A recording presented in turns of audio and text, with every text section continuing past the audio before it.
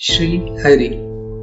यह प्रवचन सेठ जी के द्वारा स्वर्ग आश्रम टीबड़ी दिनांक 29 मई 1943 सायंकाल को दिया गया।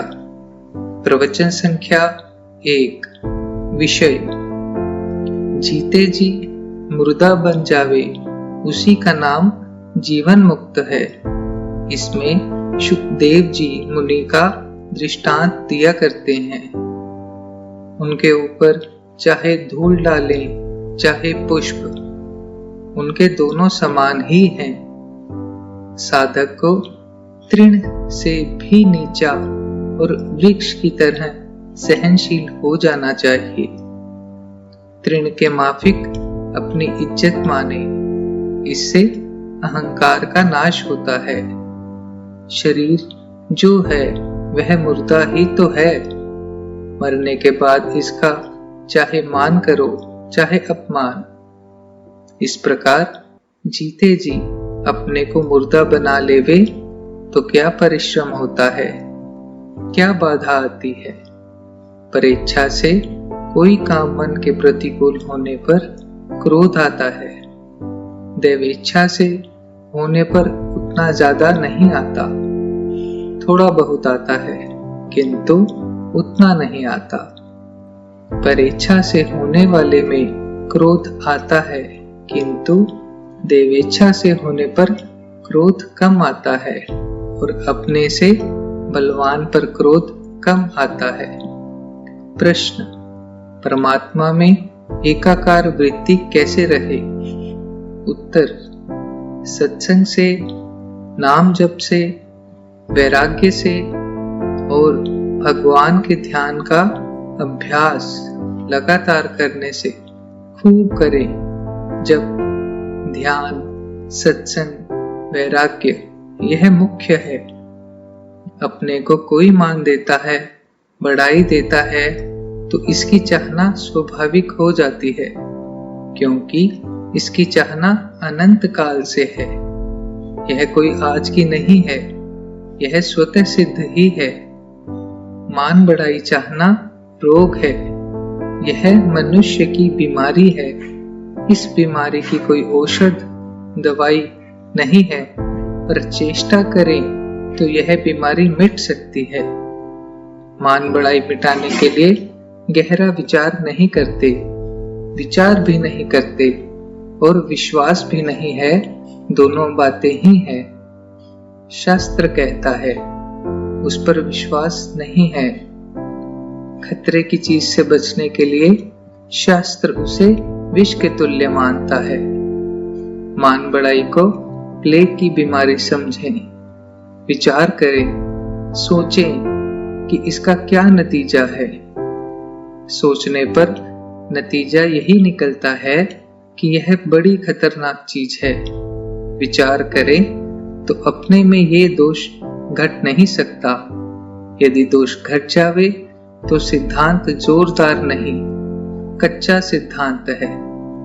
स्वतंत्र विचार से सोचें और श्रद्धा भी हो तो फिर दोष नहीं आता। भक्ति एवं ज्ञान का जैसे एक ही फल है, वैसे ही श्रद्धा और निश्चयात्मिका बुद्धि का भी एक ही फल है। तोल कर देख लो। जैसे पतंगे दीपक पर पड़ पड़कर भस्म हो जाती हैं, वैसे ही ये विषयों के भोग हैं। विषय भोग अग्नि के माफिक हैं। भोगी विषय भोग की तरफ खींचता है और जाकर स्वाहा हो जाता है। जैसे चुंबक लोहे को खींचता है, वैसे ही विषय भोग भोगी को खींचते हैं। आसक्ति ही खींचती है। विषयों में सुख बुद्धि है, इससे आसक्ति है, अज्ञान है। आसक्ति है क्यों ठहरी है? विचार और विश्वास नहीं है। कैसे हटे? ईश्वर महापुरुषों की कृपा से आसक्ति को भीतर से मांझें, खूब घर्षण करें, फिर नाश हो जावे। पुस्तकों में जो बातें हैं उनको विचारें, हार कर ईश्वर के आगे रोएं। ईश्वर दयालु हैं, दया आ जावे तो आप ही उपाय कर देते हैं। हमारे में तो वैसी शक्ति नहीं, लोगों में साधन की तत्परता नहीं। शास्त्रों में, महात्माओं में किसी में श्रद्धा कर लेवे तब भी काम बन जावे, परंतु उसमें संशय, पदार्थों में आसक्ति, विषयों में सुख बुद्धि, यही कारण है। और स्वार्थ की मात्रा इतनी बड़ी हुई है कि चकाचौंध हो रहे हैं, सूझता ही नहीं, मोहित हो रहे हैं। भगवान गीता के 7वें अध्याय के 25वें श्लोक में कहते हैं, ना हम प्रकाशय सर्वस्य योग माया समावृतः मूढ़ो अयम नाभिजानाति लोको माम जमव्ययम्। अर्थात अपनी योग माया से छिपा हुआ मैं सबके प्रत्यक्ष नहीं होता हूँ, इसलिए यह अज्ञानी मनुष्य मुझ जन्म रहित अविनाशी परमात्मा को तत्व से नहीं जानता है। अर्थात मेरे को जन्मने मरने वाला समझता है। गीता के 9वें अध्याय के 11वें श्लोक में भगवान ने बताया, अवजानन्ति मां मूढ़ाः मानुषीं तनुमाश्रितं परम भावं जानन्तो मम भूत महेश्वरम।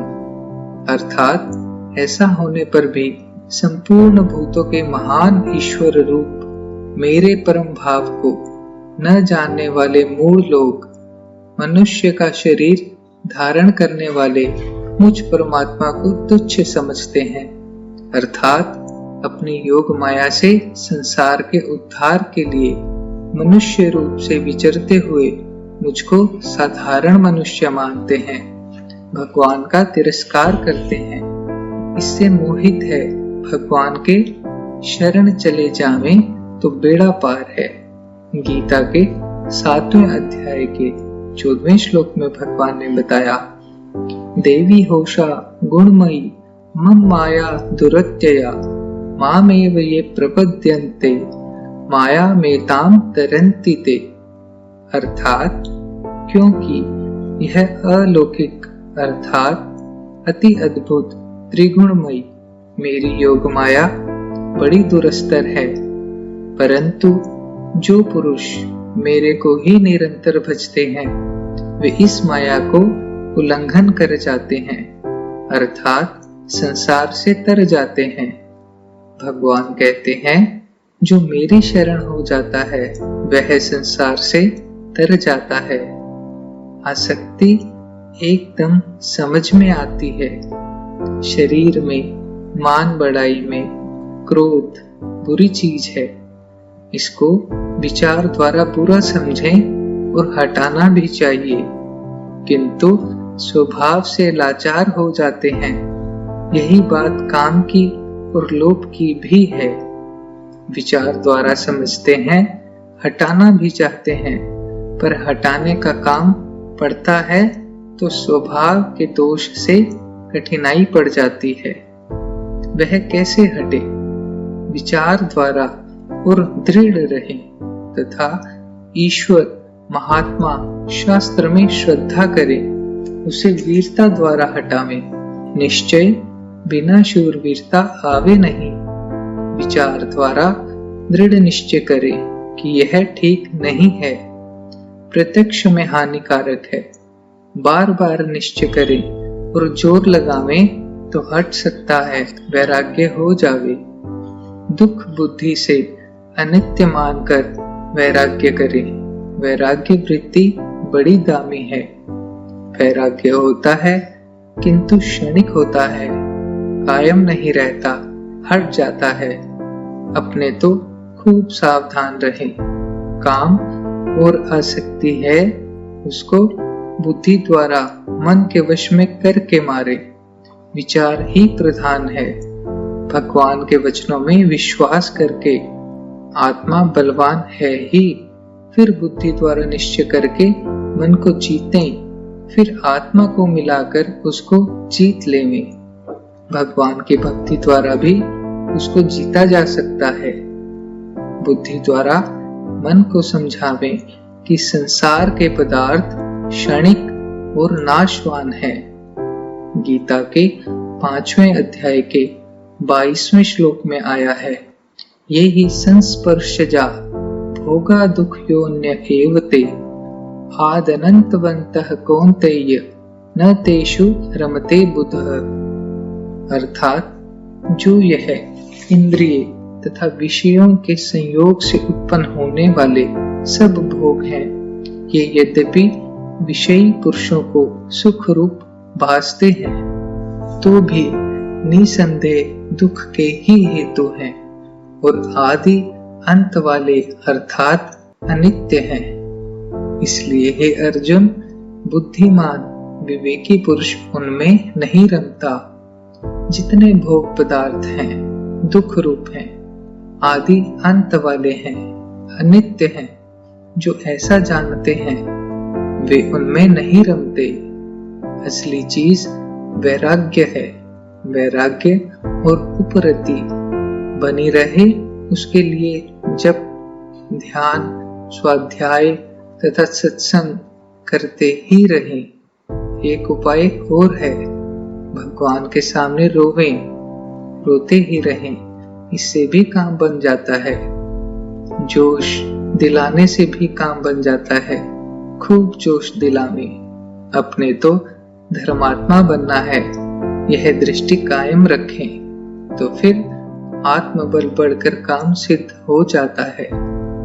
विश्वास ही आत्मबल है। आत्मबल की जरूरत है। विचार करके निश्चय दृढ़ करो, फिर काम क्यों नहीं हो। वैराग्य, विवेक, उपरति तथा श्रद्धा चारों बड़ी दामी हैं। वैसे ही जैसे जब ध्यान, स्वाध्याय तथा सत्संग बड़े मददकारी हैं, श्रद्धा और विवेक हो तो वे चीजें बड़ी दामी हो जावे। इनकी कमी के कारण ही वह चीजें मजबूती नहीं पकड़ती हैं। यह बातें समझकर, बूझकर निर्णय की हुई हैं। इनमें शंका, संदेह नहीं, अकील सत्य है, हटा नहीं सकते। कई बहुत सी दामी चीजें हैं जिनको मनुष्य को इकट्ठी करना चाहिए, कई होने की तथा कई करने की हैं। नारायण नारायण नारायण श्रीमन्नारायण नारायण श्रीमन्नारायण नारायण श्रीमन्नारायण नारायण श्रीमन्नारायण नारायण श्रीमन्नारायण नारायण श्रीमन्नारायण नारायण श्रीमन्नारायण नारायण श्रीमन्नारायण नारायण नारायण नारायण